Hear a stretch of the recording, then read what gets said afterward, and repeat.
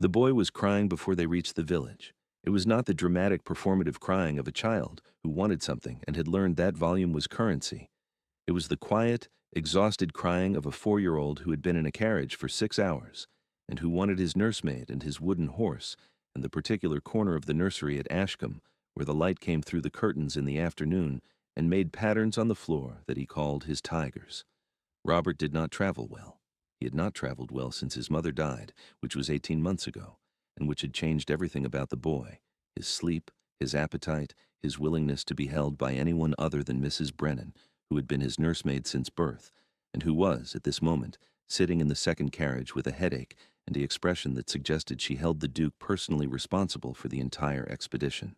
Charles Montfort, 4th Duke of Ashcombe, held his son on his lap and said for the third time, "We are almost there. I want to go home. I know. I want Mrs. Brennan. She is just behind us. I want my tigers." Charles closed his eyes. The tigers. The light through the nursery curtains. He had spent 18 months trying to hold his son's world together, the routines, the rituals, the small certainties that Elizabeth had built around the boy like a fortress made of habit and warmth, and he had failed at most of them. He could not make the light come through the curtains at the right angle. He could not hold Robert the way Elizabeth had held him, with the boy's head tucked beneath her chin and her hand on his back moving in the slow circles that meant safety. He could not be his mother. He could only be his father, and his father was a man who had spent the past 18 months discovering that competence in the House of Lords and competence in a nursery were entirely different skills, and that he possessed only one of them. The carriage turned off the main road and onto a lane bordered by hedgerows.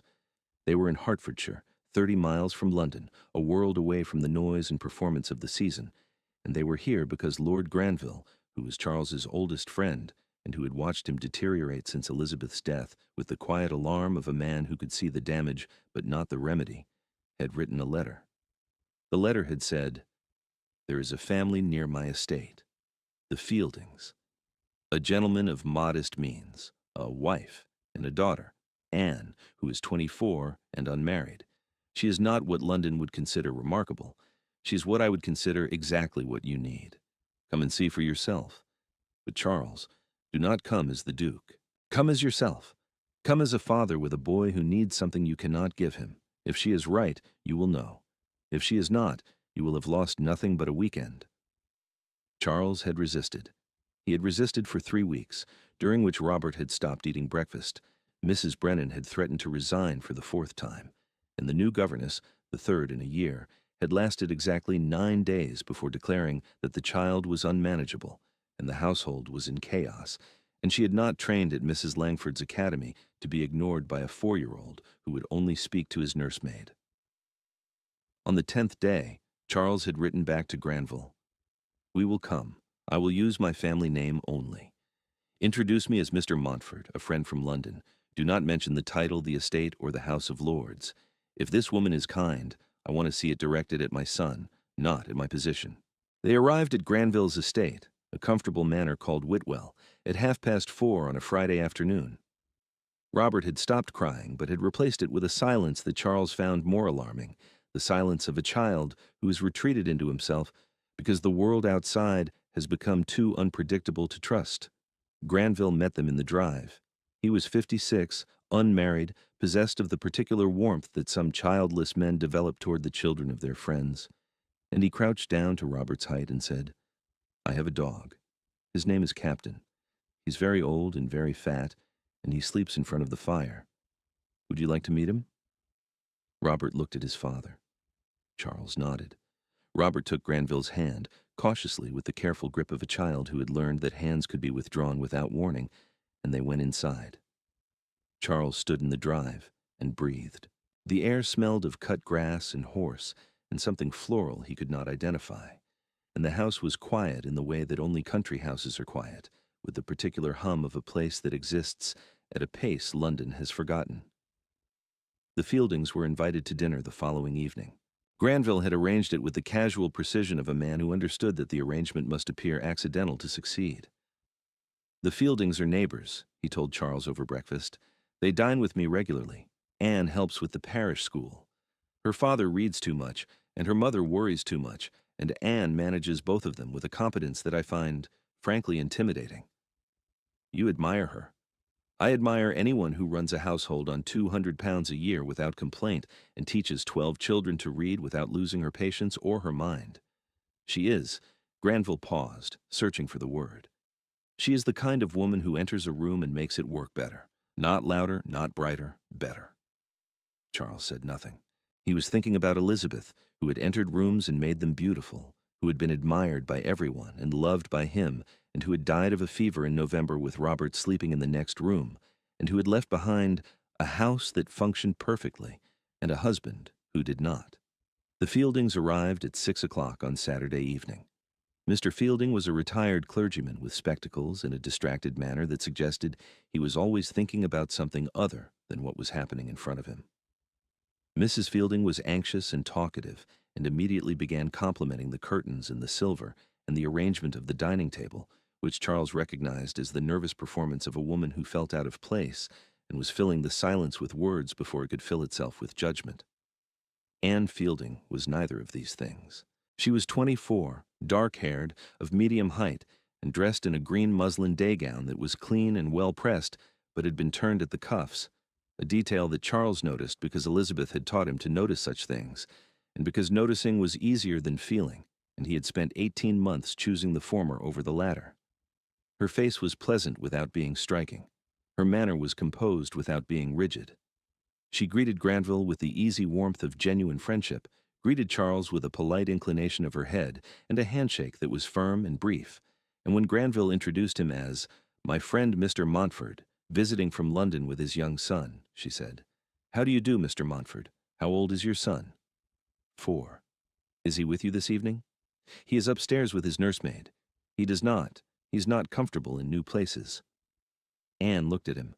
It was a brief look, 2 seconds, perhaps 3, but it contained a quality that Charles had not encountered since Elizabeth's death, the recognition of a thing unsaid. She heard what he had not told her, that the boy was not merely uncomfortable but afraid, not merely shy but wounded, and she heard it without him having to say it. "New places are difficult," she said, "especially for children who have lost something familiar." Charles stared at her. "Granville told you." "Lord Granville told me nothing. But you said, his nursemaid, not his mother, and a father who travels with a nursemaid and explains that his son is not comfortable in new places is a father who has been managing alone. I am sorry for your loss, Mr. Montford." She said it simply, without the performed sympathy that Charles had endured from 100 drawing rooms, the tilted heads, the softened voices, the hands placed on his arm by women who were already calculating whether his grief made him more or less eligible. Anne Fielding said, "I am sorry for your loss," the way one states a fact, with respect for its weight and no attempt to carry it for him. Dinner was served. Charles sat beside Mrs. Fielding, who talked about the difficulty of finding good help in the country and the price of sugar and the shocking state of the roads between Hertfordshire and London. Anne sat across from him, beside Granville, and Charles watched her the way he had learned to watch people in the House of Lords, not their words but their manner, not what they said, but what they did with their hands and their eyes and the spaces between their sentences. She listened to Granville with genuine attention. She redirected her mother gently when Mrs. Fielding's anxiety tipped into repetition. She asked Mr. Fielding about the book he was reading, A History of the Early Church, and received his answer with the patient interest of a woman who had heard about the early church many times before and valued her father's enthusiasm more than the subject. She ate neatly, drank moderately, and at no point attempted to perform anything for anyone. After dinner, while the adults took coffee in the drawing room, Charles excused himself. He went upstairs to the nursery, a guest room that Granville had hastily converted with a small bed and a rug and the wooden horse that Mrs. Brennan had insisted on bringing, and found Robert awake, sitting on the floor with Captain the dog, who had somehow found his way upstairs and was lying beside the boy with the resigned tolerance of a very old animal who had given up pretending he did not enjoy company. "He came to find me," Robert said. "He's a good judge of character. He smells. That is because he's old. Old things are allowed to smell." Robert almost smiled. It was not a smile. It was the preliminary tremor, the seismic precursor. But it was more than Charles had seen in weeks, and he sat on the floor beside his son and the ancient dog and felt something loosen in his chest that had been wound tight since November. The following morning, Charles came downstairs to find that Anne Fielding had returned. She was in the garden with Granville, discussing the parish school, something about slates and the cost of chalk and whether the older children could be taught to help the younger ones to free Anne for more advanced lessons. Charles watched from the morning room window. She spoke with her hands when she was passionate about something, small, precise gestures that punctuated her sentences like emphasis marks. And Granville listened with the indulgent attention of a man who had long ago decided that this woman was worth listening to. Robert appeared at his side. He was still in his nightclothes. Mrs. Brennan was upstairs preparing his things, and he pressed his face against the window and said, "Who is that?" "A friend of Lord Granville's, Miss Fielding." "She's in the garden." "She is." "Can I go to the garden?" Charles looked at his son. Robert had not asked to go anywhere voluntarily in months. He had been carried, led, coaxed, negotiated with, but he had not asked. "Put on your shoes," Charles said, "and your coat." Robert went outside. Charles watched from the window. He could not have said why he did not follow, except that something in the way Robert walked across the grass with the tentative purposefulness of a child approaching something he was not sure would welcome him, made Charles understand that his presence would change whatever was about to happen. He stayed. He watched. Robert approached Anne Fielding the way he approached everything since Elizabeth's death, slowly, sideways, ready to retreat. He stopped 3 feet from where she stood with Granville and looked at the ground. Anne noticed him. She did not exclaim. She did not crouch down with the exaggerated brightness that adults deployed around shy children, the performative warmth that Robert had learned to distrust because it was always followed by hands reaching for him and voices asking him questions he did not want to answer. She simply looked at him, and then she looked at the ground where he was looking, and she said, "There is a worm." Robert looked up. "Where?" "There, by your left shoe. He's quite large. I think he's lost." Robert crouched down. Anne crouched down beside him, not close enough to crowd him, not far enough to dismiss him, but at exactly the distance that a 4-year-old who did not trust new people needed in order to feel safe without feeling trapped. "He's going the wrong way," Robert said. "How can you tell?" "Because the earth is dry over there. Worms need wet earth. My mother told me." Charles, standing at the morning room window, stopped breathing. It was the first time Robert had mentioned Elizabeth voluntarily in 4 months.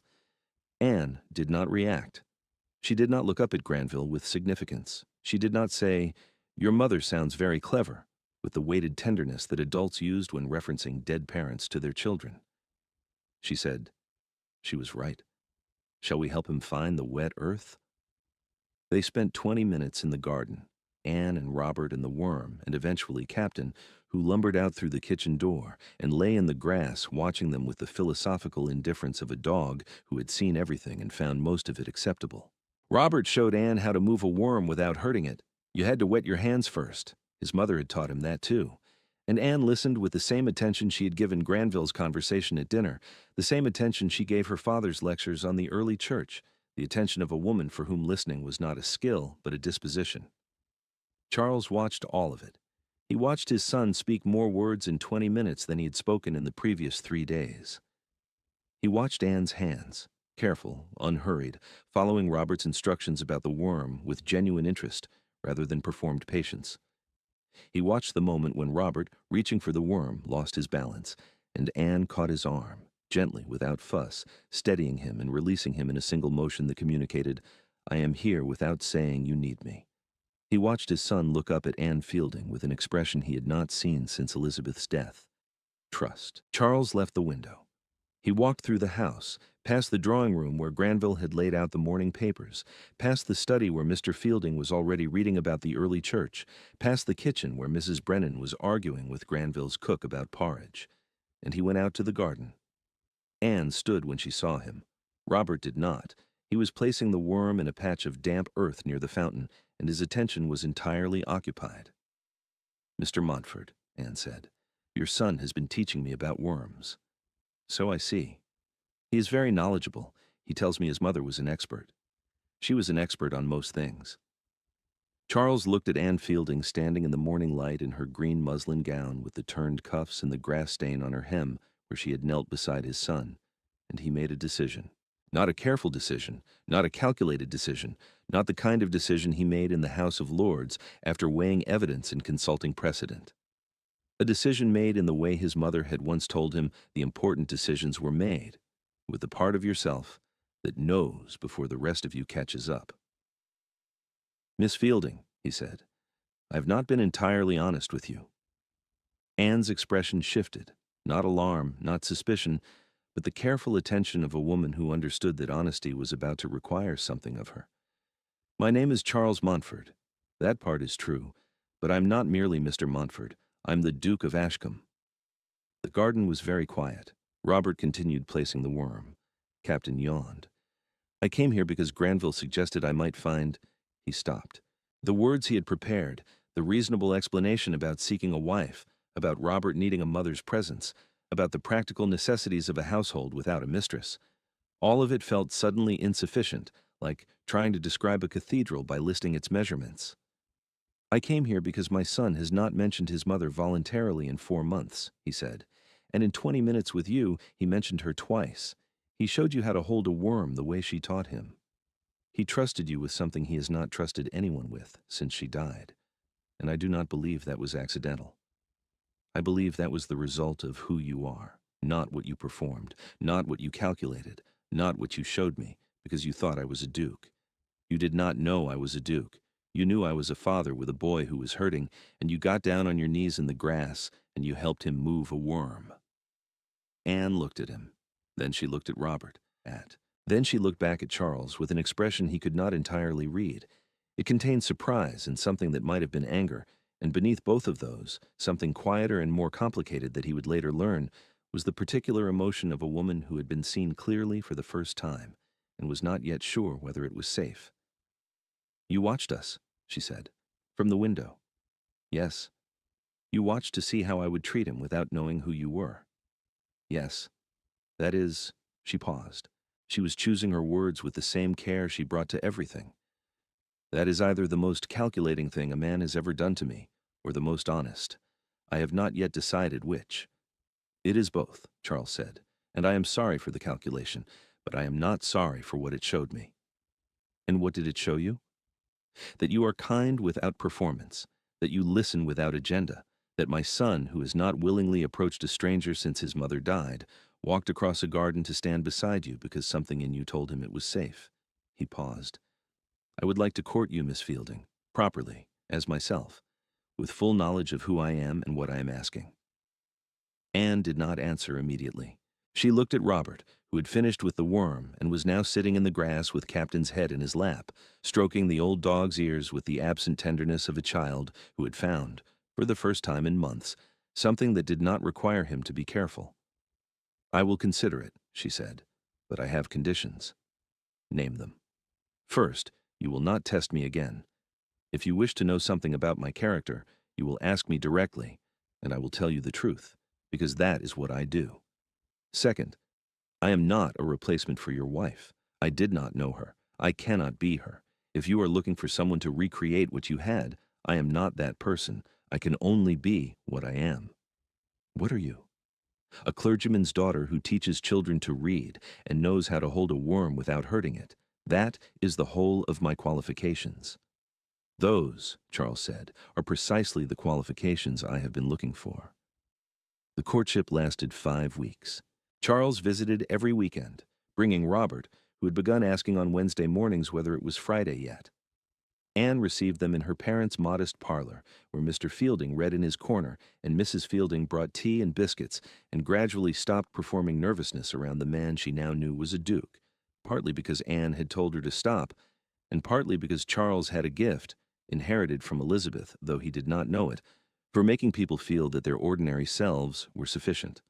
On the second visit, Anne took them to the parish school. It was a single room attached to the church, whitewashed walls, wooden benches, a blackboard that Anne had purchased with her own money because the parish could not afford one. 12 children between the ages of 5 and 11 sat in varying states of attention, while Anne moved between them with the calm authority of a woman who had been doing this long enough to know that discipline was not volume, but consistency. Robert stood in the doorway holding Charles's hand and watched. He watched Anne help a boy of 6 sound out words from a primer. He watched her settle a dispute between two girls over a shared slate with a fairness so swift and certain that both girls accepted the verdict without protest. He watched her crouch beside the youngest child, a girl of 5 with a stammer who could not get past the first syllable of her own name, and wait, without rushing, without finishing the word for her, until the girl said it herself, and then Anne said, "Perfect." Again, with a smile that contained no pity and no condescension, only the plain expectation that the girl could do it, and would. "I want to stay," Robert said. Charles looked down at his son. "You want to stay at the school?" "I want to sit at the bench. I can read. Mother taught me some words. I can show them." Charles looked at Anne across the room. She had heard. She pulled an empty bench to the end of the row and patted the seat. And Robert let go of his father's hand and walked across the schoolroom and sat down with the self-possession of a child who had found something that made sense to him. Charles sat at the back and watched his son learn beside 12 village children in a whitewashed room with a blackboard that a clergyman's daughter had bought with her own money. And he thought about the nursery at Ashcombe, the 3 governesses, the specially commissioned primers, the educational toys imported from Germany. And he understood that what Robert had needed was never the right materials. It was the right person. On the 3rd visit, it rained. They sat in the Fieldings' parlor, and Anne read aloud, not to Robert specifically, but to the room, in the way that someone reads when reading aloud is a thing they do naturally, part of the texture of their life. She was reading Robinson Crusoe, and Robert sat on the rug at her feet with Captain, who now made the journey to the Fieldings whenever the Ashcombe carriage arrived at Whitwell, as though the dog had developed a social calendar, and listened with an absorption that Charles had not seen since the evenings when Elizabeth had read to him in the nursery. Charles sat in the armchair opposite Mr. Fielding, who was reading his own book and occasionally looking up with the mild surprise of a man who had forgotten there were other people in the room. Mrs. Fielding had gone to the kitchen. The rain fell against the windows. Anne's voice moved through the room with the steady, unhurried rhythm of someone who understood that the story was not a performance, but a gift, and that gifts were best given without flourish. Robert fell asleep.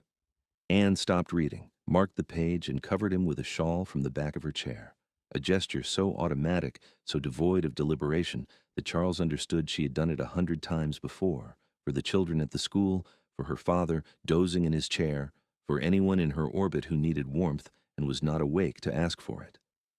Anne and Robert built a world together during those visits. They collected stones from the garden and arranged them by color and size. They read books.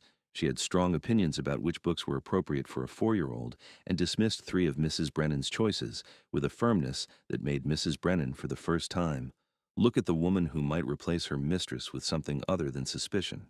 They walked Captain, who had adopted Robert as his personal responsibility, and followed him with the devoted incompetence of a dog who was too old to keep up, but too stubborn to admit it.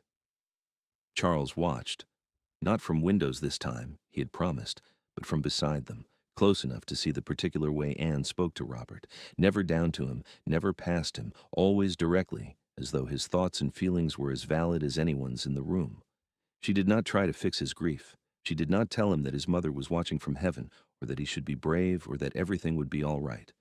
She told him that missing someone was not a problem to be solved, but a feeling to be carried, and that carrying it did not mean carrying it alone. He proposed on the 5th Saturday. They were in the Fieldings' garden, a small, well-tended patch that Anne maintained herself, with herbs and climbing roses, and a bench where Mr. Fielding read when the weather was fine. Robert was inside with Mrs. Fielding, who was teaching him to make biscuits, a project that Mrs. Brennan had sanctioned with the grudging approval of a woman who recognized an ally when she saw one. "Anne," Charles said, "I would like to marry you." "I know. You know. Robert asked me on Wednesday whether I would come to live with him and Captain and the Tigers. I told him I would have to ask his father first. He said his father would say yes because, and I am quoting precisely, you make him less tired." Charles sat on the bench. He looked at the climbing roses. He thought about Elizabeth, who would have laughed at this, at the worm, at the biscuits, at their son's devastating honesty, and who would have said, with the certainty that had been her defining quality, that Anne Fielding was right. "You make me less tired," he said. "Robert is correct. I have conditions." "You always have conditions?" Third condition, I will not replace the portrait of your first wife. She belongs in the house. Robert needs to see her. I would never. I know you would not. But I am saying it aloud so that it is established, and so that no well-meaning aunt or housekeeper or visitor suggests otherwise in my presence.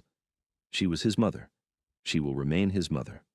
I will be, whatever I become to him. He will decide the word.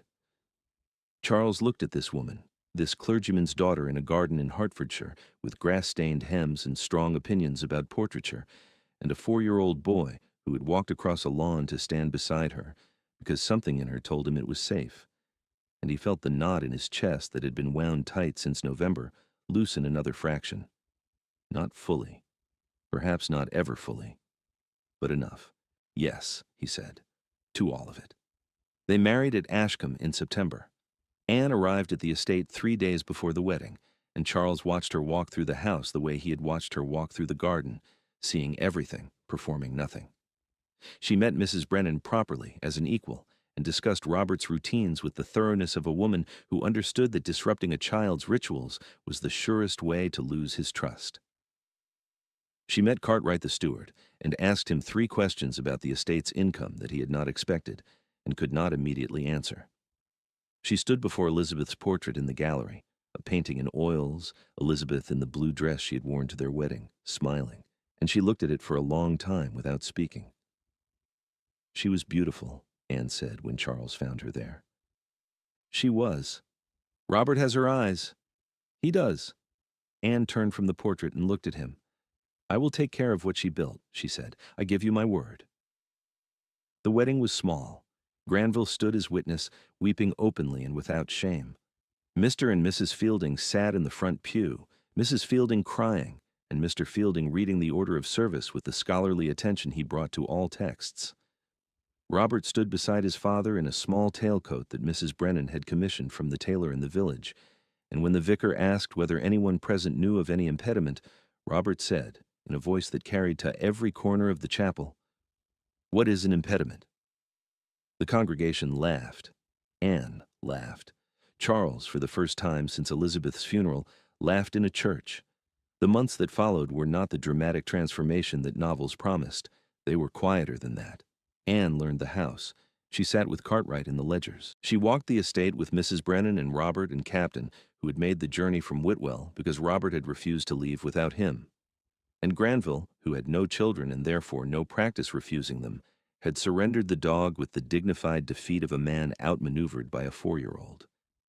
She started a school. Not immediately. She spent the first month learning the estate, the tenants, the particular needs of a community that was larger and more complex than the parish she had left in Hertfordshire. But by October, she had identified a room above the estate's chapel that could serve, and she had written to every tenant family with children under 12, and she had purchased, with her own money, because she had not yet learned to think of Charles's money as hers, a blackboard and 24 slates and a set of primers. Charles found the receipt on her desk and brought it to her in the drawing room, where she was reading beside the fire with Robert asleep against her arm and Captain asleep at her feet. "You paid for this yourself," he said. "I did. With the money your father gave you at the wedding. It was the best use I could think of for it." He sat down beside her. "Anne, you are the Duchess of Ashcombe. The estate can afford slates. I know it can, but the school is mine. I built it. I want to know that I built it with something I earned, not something I married." She looked at him with the steady, undecorated honesty that had been the first thing he noticed about her and remained the thing he valued most. "When the school is established and the children are learning and the tenants can see that it works, then I will ask you for funding. But I will ask with evidence, not with sentiment. You would expect no less from Cartwright." "Cartwright does not sleep with my son on her arm." "Cartwright has other virtues." He laughed. Mrs. Brennan, passing in the corridor, paused, not because the Duke's laughter was rare, though it had been, but because it had changed in quality since the wedding. It was warmer now, less surprised by itself. Robert began eating breakfast. He began sleeping through the night. He began slowly to call Anne by her name, not mother, not mamma, but Anne, which she had told him was perfectly acceptable, and which Charles suspected was exactly right, because it was a word Robert had chosen for himself, rather than one that had been assigned to him. On a morning in December, the first frost of the year silvering the grounds, Charles came downstairs to find Anne and Robert in the kitchen. They were making biscuits, Mrs. Fielding's recipe, which Robert had memorized and Anne had transcribed in her careful hand and pinned to the wall beside the range. Robert was standing on a stool, pressing shapes into the dough, and Anne was beside him, one hand resting lightly on his back, not holding him, not guiding him, simply there, the way a wall is there, or a floor, or a thing you lean against without thinking, because you trust it to hold. Robert looked up. "We are making tigers," he said. "I see that. Anne says tigers need more ginger. Anne is usually right about these things." Anne looked at Charles across the kitchen, over Robert's head with flour on her hands and the morning light catching the side of her face, and she smiled. Not the careful, considered smile she had given him in Granville's garden, but the unguarded one, the one that had built itself over months of worm rescues and biscuit making and the slow, patient work of earning a child's trust. "They do need more ginger," she said. "Your son has excellent instincts." Charles leaned against the doorframe and watched his wife and his son make tiger-shaped biscuits in the kitchen of the house that Elizabeth had built and Anne had learned to hold, and he thought about Granville's letter, "Come as a father with a boy who needs something you cannot give him," and he understood at last what it was that he could not give. Not a mother, not a replacement, not even love, although love had come, quiet and steady and unannounced, in the way that important things always arrived, without performance, without calculation, in the space between a woman kneeling in wet grass and a boy learning to trust again. What he could not give his son was the thing Anne had given him in the first 20 minutes, the knowledge that the world contained people who would get down on their knees beside you without being asked and help you carry what you could not carry alone. If this story stayed with you, you might find the next one does too. They arrive here, like a hand steadying a child who has lost his balance, whenever they are ready.